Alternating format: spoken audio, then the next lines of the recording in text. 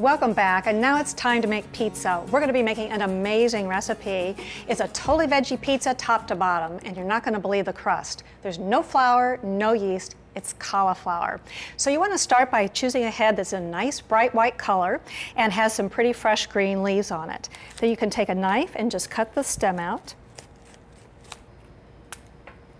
We'll discard all those leaves, and now we can just either cut or break the cauliflower into florets. I'll cut these into little smaller pieces. Now, cauliflower is the new power food. And it's no wonder. It's full of antioxidants, it's full of anti-inflammatories, vitamins, minerals, and besides that, it tastes really good. So we're going to use about 4 cups for this recipe. You can also buy the pre-cut cauliflower that's already in a bag in the produce department. And then they go into the food processor, and we'll process them until they're very finely chopped.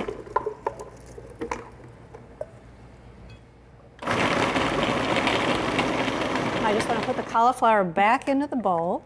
I'm going to just cover it loosely, and it's going to cook in the microwave until it's nice and tender. That takes about 6 to 8 minutes. So once the cauliflower has cooked, it's really important that you drain all the liquid. And the very best way to do that is actually to put the cauliflower onto a clean cloth towel. Then I can just fold the towel around the cauliflower, and I'm going to twist it and wring it until all the moisture comes out. Be able to see how much moisture was in here, and the drier you get it, the more crisp your final crust will be. Okay, that looks good. Now we're ready to put it back into the bowl. And the crust is really simple. We're going to add an egg.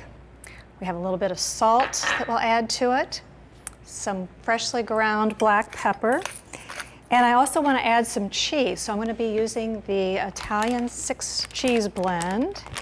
Just put about a cup of cheese in there, and I'll stir this until it's all well combined.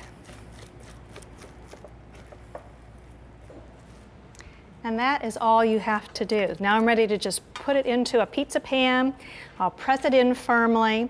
And to bake this and get it nice and crisp, you want to make sure that you have a hot oven, and it's best to bake this on the bottom rack. Now, every pizza, of course, needs some toppings, so Marianne, what are we going to do today? So we're going to roast some veggies, and it's a really, really simple process. Today, we're using squash, zucchini, onion, and I love these little sweet peppers. They are absolutely perfect for this pizza and so easy to cut. Just take the top right off,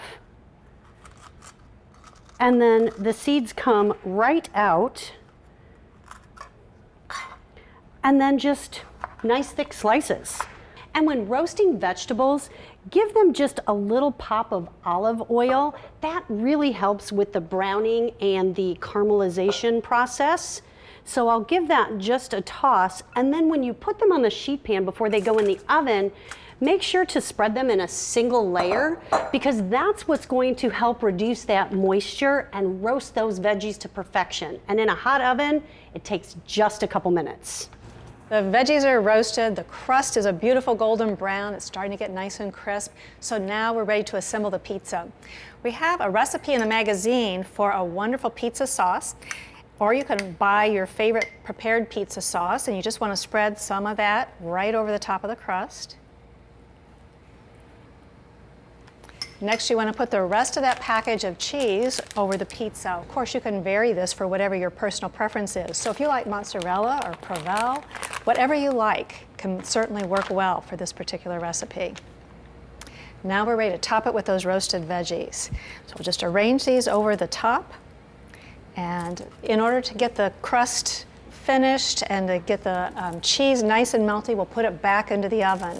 If you use a hot oven, over 400 degrees, and then put it on the bottom rack, you're going to get the very best consistency for your crust. It looks beautiful. Now let's put it back into the oven for just a few minutes.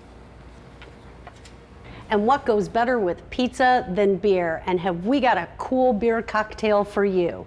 This is a Srichelada. It's our version of a michelada, which is a Mexican Bloody Mary. Instead of using tomato juice and chilies to spice it up, we're using orange juice and sriracha. And it's so easy. It goes into a pitcher. It's perfect for a party. A little bit of soy sauce. And finally, a bit of Worcestershire sauce. And a bar spoon makes it easy to mix together. And now for the beer.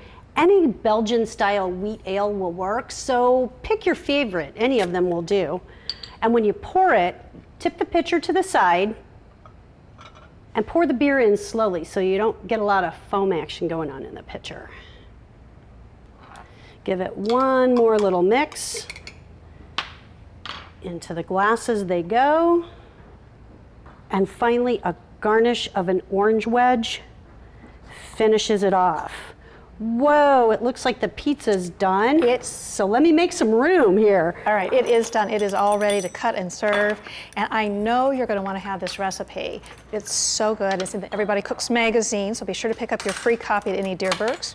I'm just going to slice up one piece of pizza for you, one for me. And here you go. Beautiful, Yeah. and you can chase that down with a spicy Srichelada. Yeah, that sounds great. Now, all the recipes that we've done tonight are in the magazine, so be sure to pick up your copy, and we're really happy you tuned in tonight. Thanks for joining us.